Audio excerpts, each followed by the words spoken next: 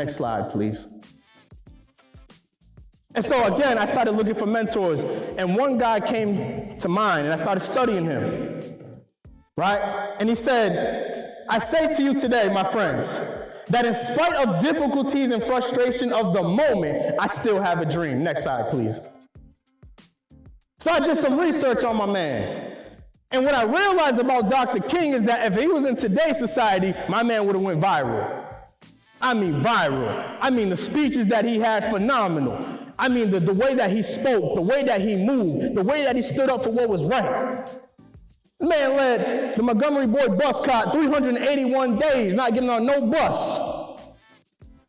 Man led millions and millions of people to Washington, D.C. to do a speech. I have a dream.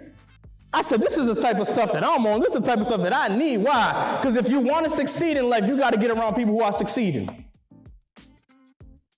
If you want to change your life, you got to get around people who are changing their life. And so for me, when I was in school, I'd be posted up in the lunchroom, in the cafeteria, and the girls would be walking by, and I'd be like, shorty, need your number. Hell, boy, you ain't getting my number. What's wrong with you? I said, no, you don't understand. I need your lunch number. I need to eat. My mom ain't cooking tonight. My mom keep trying to say, there's food in the kitchen. There ain't no food in the kitchen. She was like, that's your problem, right? I was so focused on popularity that I forgot purpose.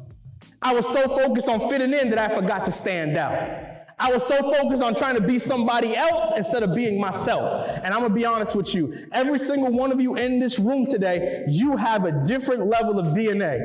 You have a different level of being yourself. And I promise you, there's nothing better in this world than being you. Because nobody else can be you the way that you be you.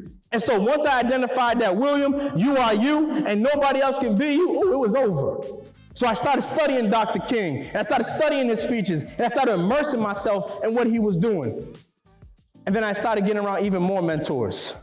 And I remember when I got into a homeless shelter, I remember, y'all never forget it, there was a guy by the name of Sonny Ramsey who gave me my first job, y'all, in the midst of being homeless.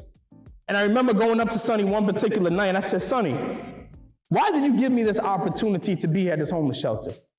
And he said, well, I want you to understand something. Don't you ever forget it, William. He said, what I do for you, you do for somebody else. And if you make somebody else's life okay, your life will always be okay. And from that moment, y'all, anywhere I go, whether it's Vegas, whether it's Hawaii, whether it's Texas, wherever I go around the nation or around the country, I always say to myself, anybody that comes in encounter with you, William, you got to make sure that when they leave your presence, they feel much happier. They're much better. They're more focused. They're more locked in what they need to do.